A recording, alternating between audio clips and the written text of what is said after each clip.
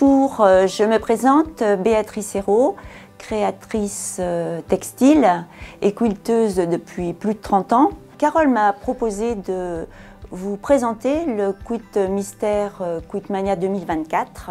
Donc c'est une adaptation d'un quilt ancien en soie. Ce Quilt Mystère sera révélé à la fin de l'année 2024. Vous le découvrirez donc tout au long de l'année en 4 parties. L'échantillonnage que nous vous présenterons sera plutôt dans des tissus traditionnels. En fonction de là où vous aurez choisi votre tissu, chez telle ou telle mercerie, vous aurez forcément un résultat et un style complètement différent. Il y aura 1000 façons de le réaliser en fonction des kits que vous aurez achetés dans les boutiques qui participent à l'opération. Je vous présente là le module 1 de la partie 1 du Quilt Mystère. Renée l'a réalisé avec ses petits tissus à elle. Nous allons vous montrer le montage de ce bloc là et du lock cabine qui est ici. Je vous montre maintenant le module 2 de la partie 1 pour lequel nous travaillerons sur les nœuds papillons et les moulins. Pour reporter le gabarit à l'arrière des tissus, j'utilise soit un porte-mine, soit un feutre, et ceci avec une mine de 0,5, de manière à avoir un tracé très fin autour du gabarit et un travail parfait au moment de l'assemblage. Alors pour coudre, j'utilise les aiguilles Tulip qui ont un grand chat, qui sont très pointues et qui glissent bien dans le tissu. Pour réaliser l'assemblage des pièces entre elles, j'utilise le fil Confetti 50 de chez Wonderfil. Pour épingler les pièces entre elles, j'utilise les petites épingles de chez Kohana, un petit bijou. Elles sont très fines, elles sont parfaites. Et avec, vous avez également le petit porte-épingle. Vous ajouterez à vos fournitures une petite paire de ciseaux pour les tissus, une pour le papier ou les gabarits carton, un dé bien sûr, et des règles graduées, soit en inches, soit en centimètres, en fonction du système soit métrique, soit en inches que vous utilisez. Pour reporter votre gabarit sur l'arrière des tissus, je vous recommande aussi d'utiliser un petit tapis antidérapant ou, à défaut, un papier de verre extra fin. Cela accrochera le tissu et évitera à ce dernier de se déplacer sur votre plan de travail. Vous utiliserez également une table à repasser et un fer. Là, je vais vous montrer rapidement comment démarrer un piécé. Le piécé, c'est assembler plusieurs petites pièces entre elles. Avec mon crayon de mine 5 mm, je fais le pourtour. Je marque mes angles avec un petit point de crayon, comme ça, tout autour. Voilà. Mon gabarit est reporté sans les marges de couture sur l'arrière du tissu. Maintenant, je vais les ajouter, ces marges de couture. J'ajoute ma marge de couture tout autour en plaçant mon quart d'inch sur le tracé que je viens de faire. Et au crayon, toujours, je trace la marge. Et ça, tout autour également.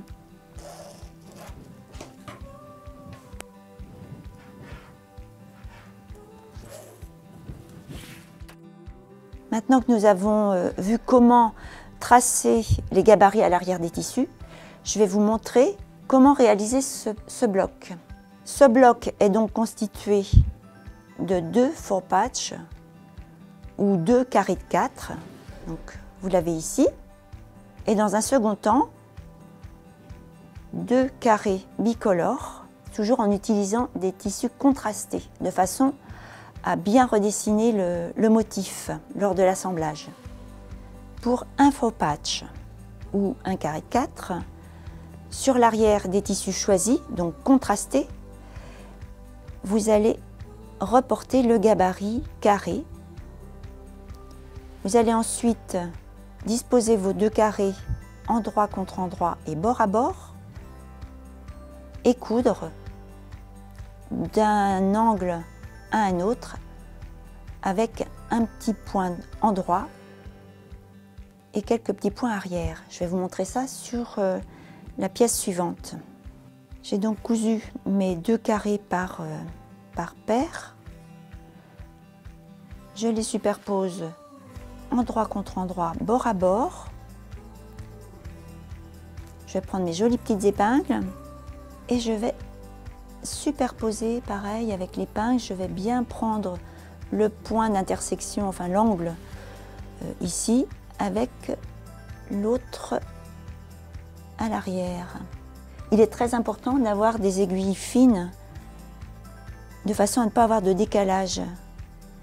J'en mets une à chaque extrémité et je vais en mettre une aussi au milieu. Ensuite, vous prenez une aiguillée de fil 50 avec mes aiguilles fines. Je commence un petit point arrière là où j'ai posé ma première épingle. Je ne fais pas de nœud. Ça nous gênerait ensuite pour l'assemblage et le matelassage. Et là, je vais faire des petits points avant, tout en vérifiant derrière que je sois bien également sur le tracé. Et pour repartir, je fais un petit point arrière pour consolider la couture. Et je vais aller comme ça jusqu'à mon épingle d'intersection. Voilà, là je vais m'arrêter à l'épingle, je vais la retirer et je vais faire à ce niveau-là une couture en croix. C'est-à-dire que la marge là, que j'avais poussée sur la gauche, je vais la mettre sur la droite de façon à libérer cet espace là au milieu. C'est-à-dire que je vais partir de la droite pour arriver derrière de l'autre côté de la marge. Sans prendre ici les épaisseurs au milieu. Il faut vraiment que le fil traverse l'entremarge là. Je tourne mon petit ouvrage, je passe de l'autre côté pour attraper l'autre point d'intersection là. Et je vais basculer la marge ici pour finir mon point en croix.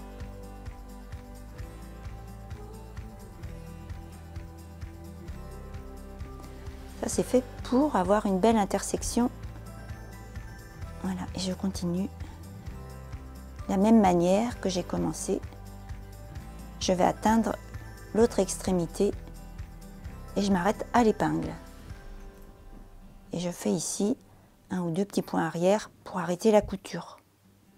Je coupe le fil et quand j'ouvre, j'ai une belle intersection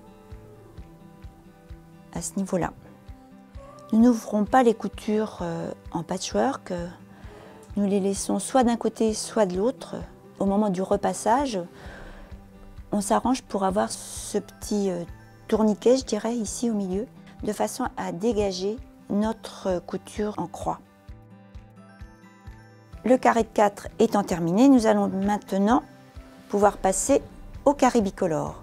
Donc vous choisissez là aussi 2 tissus contrastés derrière lesquels vous reportez le gabarit. Il est très important d'avoir l'angle droit de votre gabarit sur le droit fil de votre tissu, sinon il va se déformer.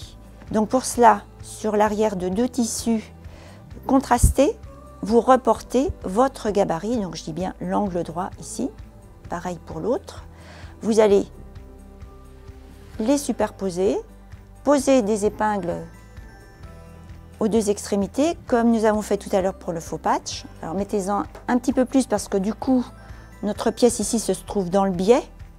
Donc n'hésitez pas à poser davantage d'épingles, toujours en vérifiant que vos tracés soient superposés. Et une fois ça préparé, vous pourrez ensuite coudre d'un angle, d'une pointe à une autre, avec vos petits points en droit, un petit point arrière de temps en temps, pour réaliser ce petit bloc. Il vous restera juste à recouper les petites pointes qui dépassent. Nous avons donc réalisé 2 faux patchs ou carrés de 4, 2 carrés bicolores. Vous allez les assembler 2 par 2 comme ceci, en épinglant d'un angle à l'autre et en cousant à petits points, comme on l'a vu tout à l'heure. Même chose pour la deuxième partie. Il restera à assembler ces 2 parties entre elles, d'un point à un autre, en réalisant au milieu une jolie couture en croix. Vous ferez ainsi 4 blocs.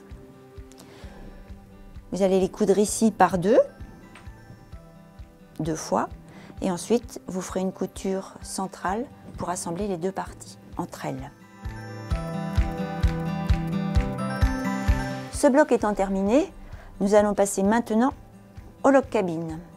Donc ce bloc est constitué de 4 marches du palais. Je vais vous expliquer rapidement comment en réaliser un. Un bloc marche du palais est constitué d'un carré central et de bandes que vous découperez en fonction des gabarits que vous aurez joints au quilt mystère. Il est constitué de 2 groupes de tissus foncés et clairs ou moyen clair, et ils seront cousus en face à face, dans l'ordre indiqué sur les gabarits toujours. Ce log cabine, vous pouvez le réaliser soit à la machine, soit à la main, bien sûr. Donc à la main, vous allez découper vos bandes, comme indiqué sur le gabarit. Commencez par assembler, comme ça, en face à face, les 2 premiers petits rectangles. Vous ajoutez les 2 suivants, et ainsi de suite, jusqu'à obtenir le bloc final. Prenez soin de ne pas avoir les 2 mêmes tissus l'un près de l'autre. Vous réalisez 4 blocs, vous les assemblez 2 fois par 2, en évitant d'avoir le même tissu ici, et vous assemblez ces 4 blocs avec une couture centrale. Les 2 blocs du premier module étant terminés, nous allons pouvoir maintenant regarder de plus près le module numéro 2, avec, dans un premier temps, le bloc nœud papillon. Vous allez choisir là aussi 2 tissus contrastés, faire comme nous l'avons vu dans un premier temps, c'est-à-dire retracer derrière les gabarits, toujours avec votre crayon à mine très fine. Laissez autour une marge de 7 mm, ceci pour chaque pièce. Ensuite, vous allez prendre ces 3 pièces-là, les coudre entre elles, toujours de la même manière, d'un point à un autre. On passera ensuite à l'incrustation de cette 4e pièce. Vous superposez la partie centrale ici, endroit contre endroit, avec le carré central. Donc je la pique bien au début de la couture. Je vais chercher, pareil, derrière le point d'intersection, là. Même chose à l'autre extrémité. Donc si vos gabarits sont bien faits, vous avez vos marges de couture qui se superposent bord à bord impeccablement. Je vais en rajouter une petite au milieu, toujours en superposant bien les tracés. Je reprends mon aiguillet de fil numéro 50. Je ne fais pas de nœud. Et je redémarre à ma première épingle avec un petit point arrière.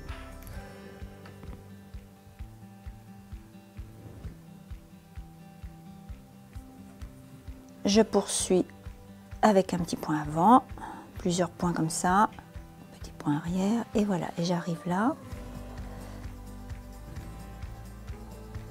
Je fais un petit point arrière. Là, je vais basculer, j'arrête pas mon fil, hein, je vais poursuivre la couture à venir là. Je bascule ma pièce comme ça pour que son bord vienne s'aligner sur celui de la pièce arrière.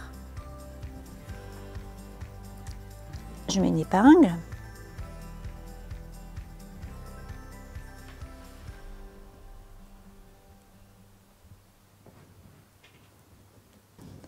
Et je repars de mon petit point vers cette dernière épingle. Toujours avec des petits points avant, un petit point arrière de temps en temps. Il nous restera à faire cette partie-là de la même manière, en superposant les pièces, en remettant une épingle, en réalisant la petite couture jusqu'à l'épingle. Vous obtiendrez ainsi le bloc nœud papillon.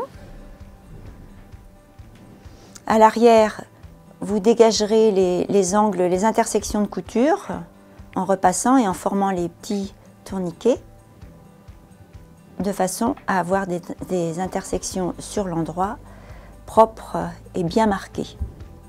Vous réaliserez ainsi 4 blocs que vous assemblerez par 2 et ensuite par 2 aussi avec la couture d'assemblage central.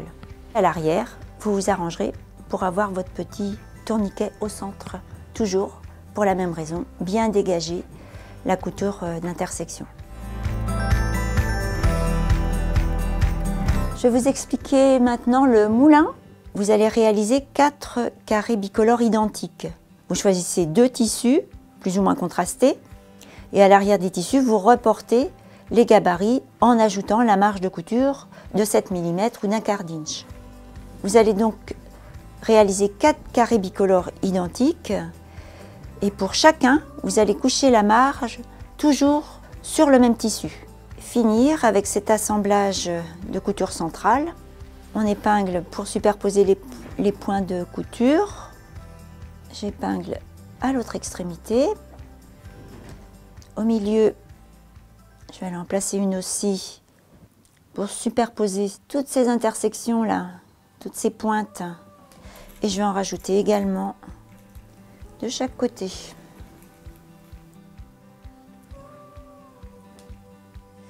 Je reprends mon aiguille de fil, je redémarre avec un petit point arrière, enfin vous connaissez la musique maintenant, et mes petits points avant jusqu'à l'intersection.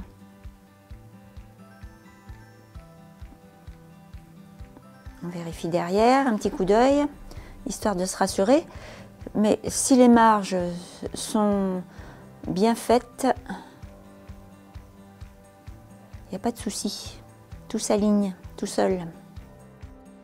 J'arrive vraiment ici à l'extrémité à la pointe de mon triangle là, je pique avec mon aiguille, je vais traverser ici l'intersection et je vais ressortir à l'opposé, de l'autre côté, en biais en fait. Je vais tirer sur mon aiguille, sur le fil, je tourne l'ouvrage, je vais passer à la deuxième couture, là, de l'autre côté de la marge. Et ici, je vais piquer. Donc je vais piquer ici. Alors attendez, je vais faire ça. Je vais piquer ici pour aller cette fois atteindre la pointe de l'autre côté de la marge, de l'autre côté. Tout à l'heure, on partait de là pour aller en face. Là, on passe de l'autre côté de la marge pour aller piquer de l'autre côté de cette marge-là. Alors, normalement, ici, on a toujours notre aiguille qui traverse également, sans prendre des épaisseurs. Il faut que ça reste libre. Je retourne l'ouvrage. Je passe de l'autre côté de cette marge. Et là, également, je vais traverser d'une pointe à l'autre. C'est un petit jeu de patience, mais il vaut mieux prendre son temps, faire ça correctement, plutôt que d'être obligé de tout défaire, parce que la pointe, enfin l'association des pointes ne vous plaira pas. Donc autant prendre son temps. Ici, je repique de l'autre côté de la marge pour aller piquer ici. Et voilà, je crois que j'aurais fait le tour. Et je vais pouvoir repartir.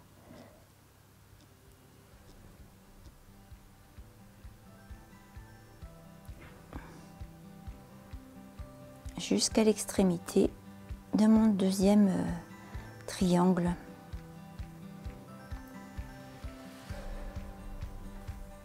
Voilà, un petit point arrière pour finir. Et ensuite,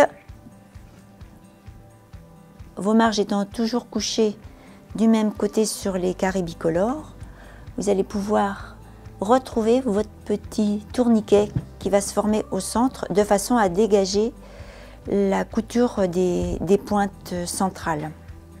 Vous pourrez également faire des moulins avec une multitude de tissus en mélangeant les clairs, les moyens, les foncés.